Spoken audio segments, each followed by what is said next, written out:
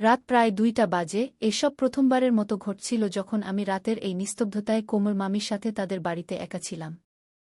সেই সময় বাড়িতে লাইট ছিল না, ঠান্ডার মৌসুম ছিল এবং চারদিকে ভয়ানক অন্ধকার ছেয়ে গিয়েছিল। এই অন্ধকারে কোমল মামির সুন্দর চেহারা আরও বেশি উজ্জ্বল দেখাচ্ছিল, আর কোমল মামি খুব গভীর ঘুমে ঘুমিয়েছিলেন। মামিকে সেখানে ঘুমাতে দেখে এবং এভাবে শান্তিতে ঘুমাতে দেখে আমার মনে এক ধরনের আলোড়ন অনুভূত হল।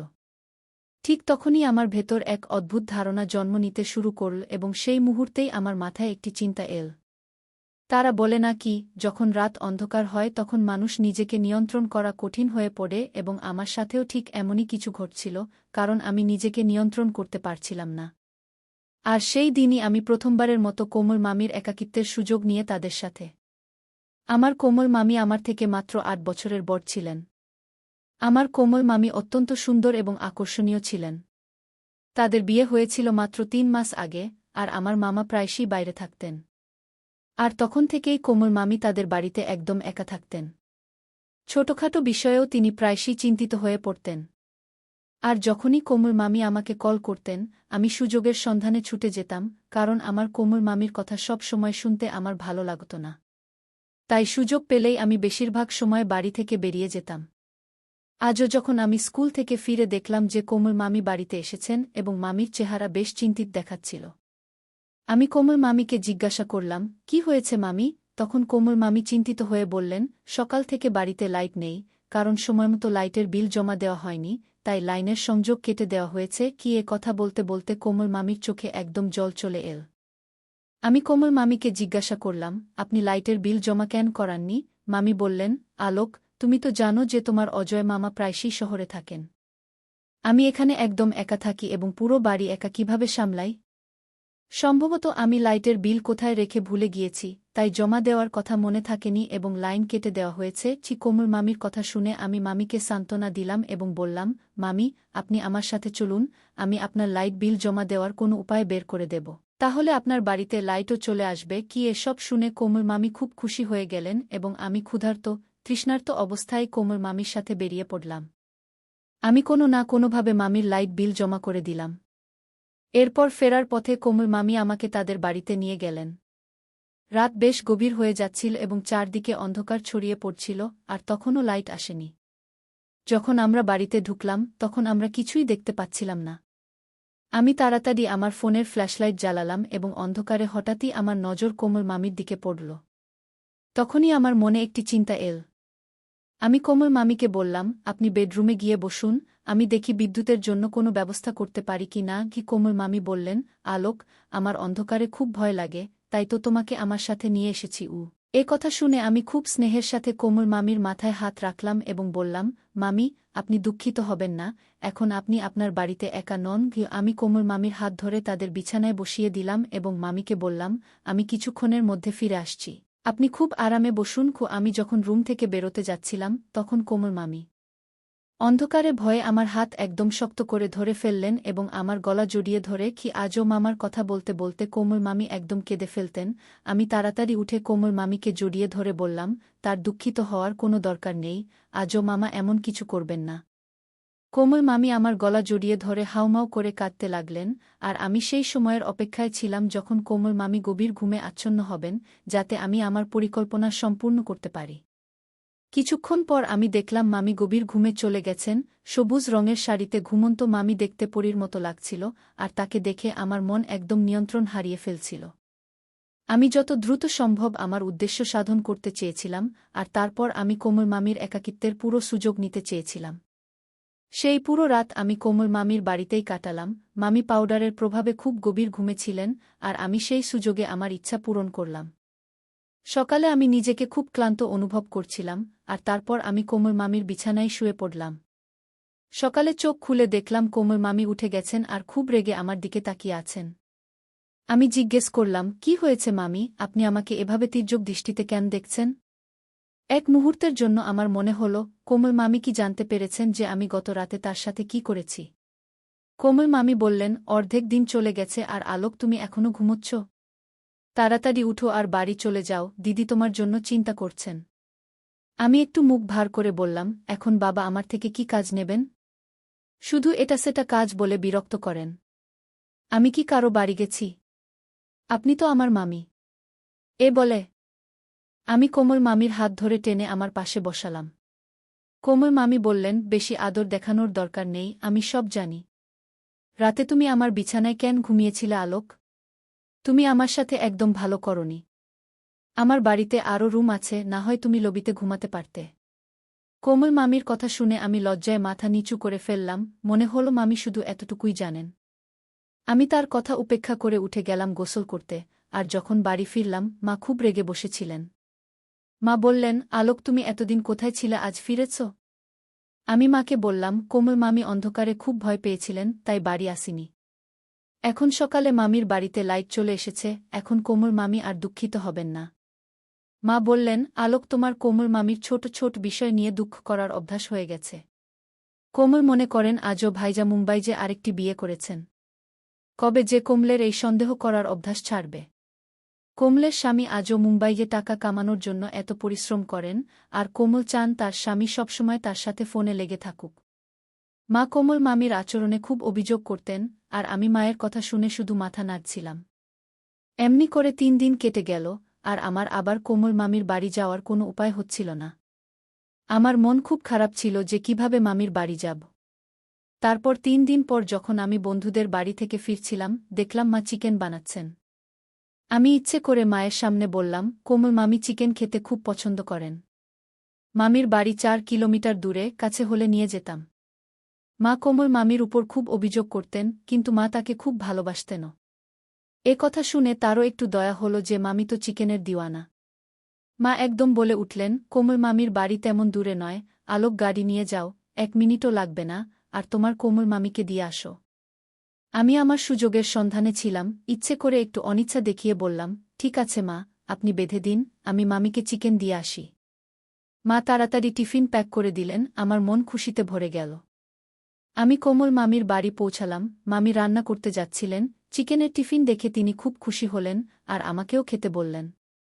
আমি সঙ্গে সঙ্গে তার সাথে বসে গেলাম, আর আমরা দুজনে মিলে চিকেন খেলাম।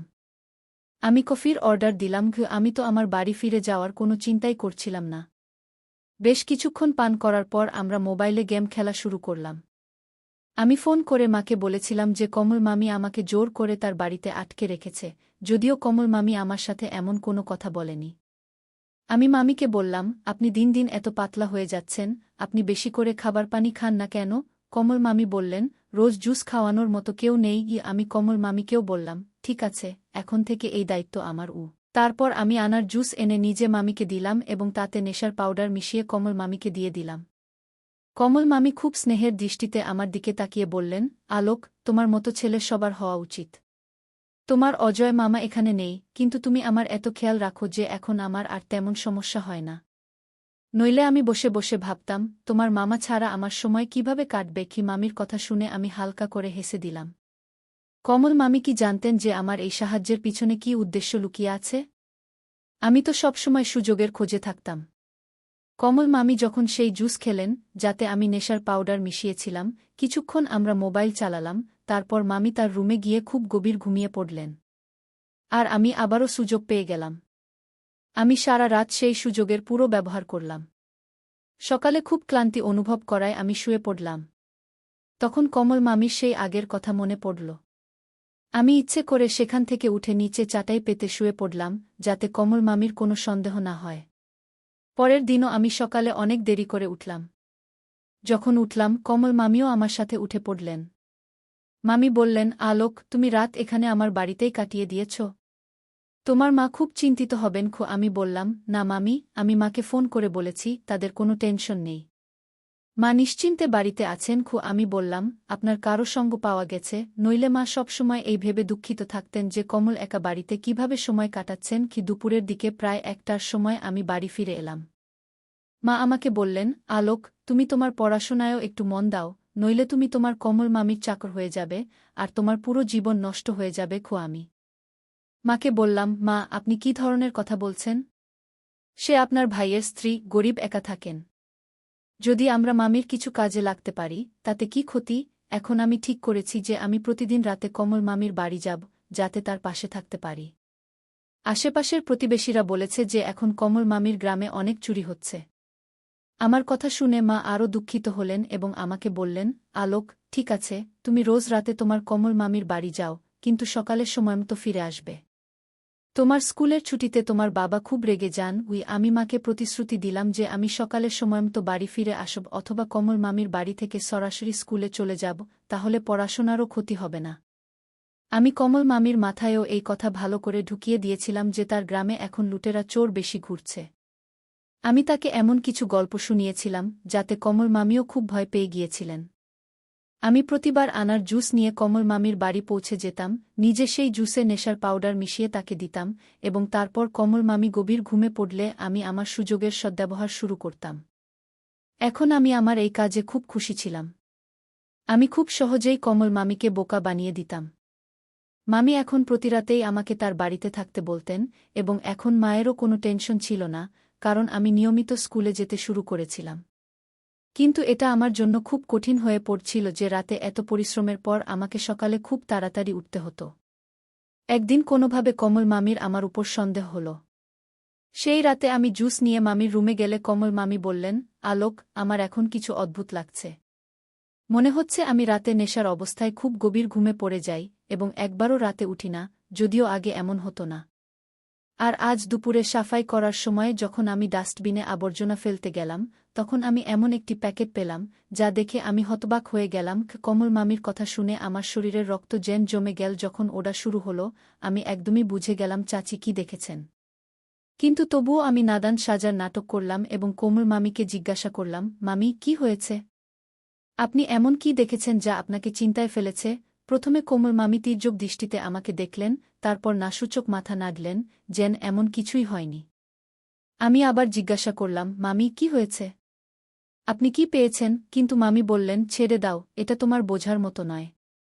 তুমি এখনও একদম ছোট বাচ্চা। কি এ বলে কোমল মামি আনারসের জুসের গ্লাস শেষ করে ফেললেন এবং আমার সাথে কথা বলতে শুরু করলেন। আমি মনে মনে খুশিতে ফুলে উঠলাম। কোমল মামিও আমাকে ছোট বাচ্চাই ভাবছিলেন, অথচ আমি প্রতিরাতেই তার জুসে ঘুমের ওষুধ মিশিয়ে দিচ্ছিলাম এবং তার সুযোগ নিয়ে আমার খেলা খেলছিলাম।